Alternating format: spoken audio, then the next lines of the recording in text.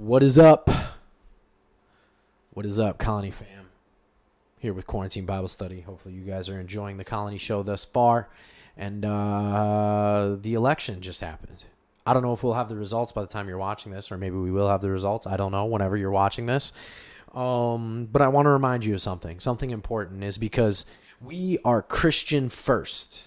We are Christian first, which means above all else, we are to abide by what the Word of God says and what God has called us to say, do, act, so on. Okay? So, Romans chapter 13, verse 1. Let every person be subject to the governing authorities, for there is no authority except from God, and those that exist have been instituted by God.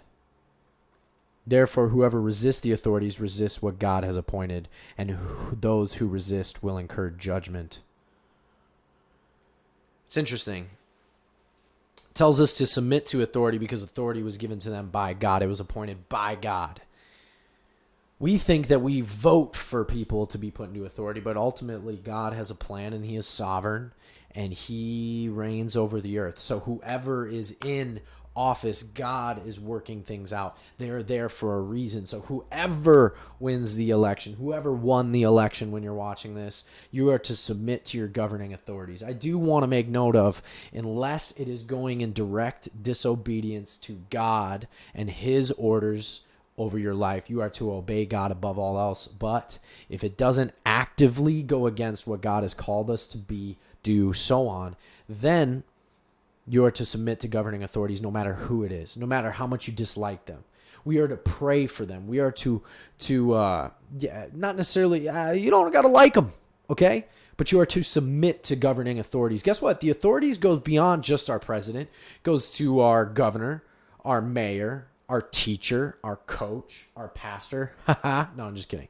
But it goes to different places of authority that are put over us, and we are to respect them, because there's another place in 1 Peter that talks about to a slave submitting to their master. Now, obviously, slavery's been outlawed, so on and so forth. Slavery is not a right thing, but in the context of back then, when there were slaves, it talks about it in the cultural context of back then, is that as a slave, you are to serve your master, because in serving your master, you are serving God.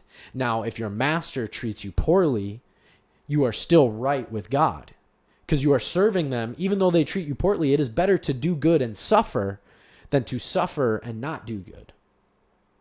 Does that make sense? So if you are a Christian and you submit to the authority and you do what is asked, but you suffer because of it, you are right with God and your soul. And in the scheme of eternity, not just the short term, but in eternity, just remember that.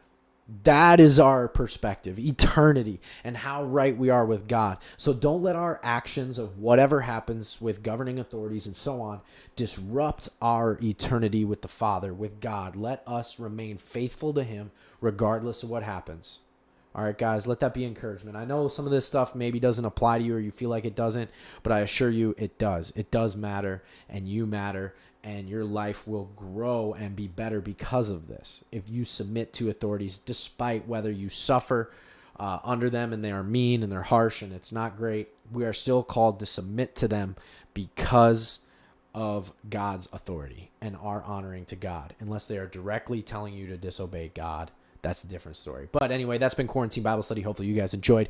We're going to catch y'all later. Enjoy the Colony Show. You guys are awesome. I love you so much.